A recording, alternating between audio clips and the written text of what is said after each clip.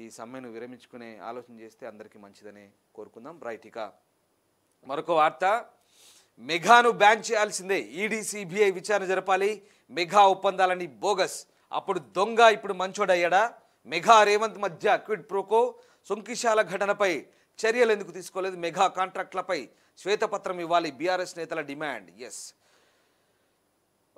Mega కంపెనీపై BRS party నేతలు సంచలన వ్యాఖ్యలు చేశారు. రాష్ట్రంలో అవినీతి అక్రమాలకు పాల్పడుతున్న మెగా కంపెనీని కాంగ్రెస్ ప్రభుత్వం బ్యాన్ చేసి బ్లాక్ లిస్టులో పెట్టాలంటూ డిమాండ్ చేస్తున్నారు. ఈడీ సిబిఐ సంస్థలు కూడా మెగా కంపెనీపై చర్యలు తీసుకోవాలన్నారు. మాజీ కార్పొరేషన్ చైర్మన్ బీఆర్ఎస్ నేత Errala Srinivas, BC commission ex member Shubhaprad Patel, అలాగే ఇతర నేతలు అంటూ ఒక వార్త హైలైట్ చేశారు.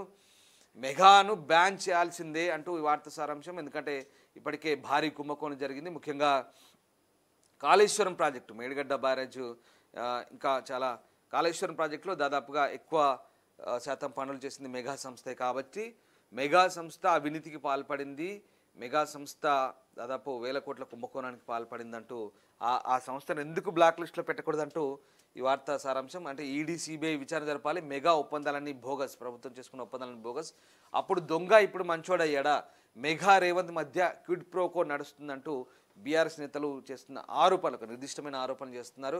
సో సుంకిశాల ఘటనపై చర్యలు ఎందుకు తీసుకోలేదు, సుంకిశాల కూడా పూర్తిగా అది కూలిపోయిన పరిస్థితి, రిటైనింగ్ వాల్ కూడా మనకు తెలుసు కూలిపోయింది. సో ఆ రకంగా సుంకిశాల, ఇక్కడ తర్వాత కాళేశ్వరం, ఈ 2 అంశాల్లో కూడా మెగా అవినీతికి పాల్పడింది.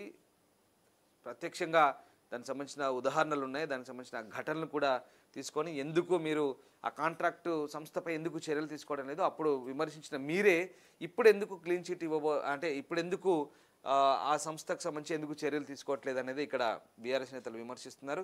శ్వేతపత్రం ఇవ్వాలంటున్నారు. సో ఈ రకమైన బీఆర్ఎస్ నేతలు అయితే డిమాండ్ చేస్తున్నారు. ఓవరాల్గా మెగా సంస్థను బ్లాక్ చేయాలి, బ్లాక్ లిస్టులో పెట్టాలి, ఆ సంస్థకు ఎలాంటి కాంట్రాక్ట్లు ఇవ్వద్దు భవిష్యత్తులో అంటూ బీఆర్ఎస్ నేతలు డిమాండ్ చేస్తున్న పరిస్థితి.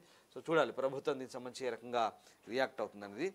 రైట్, ఇందాక మళ్ళీ చెప్తున్నాను, సమ్మె సైరన్ సంబంధించి వార్త.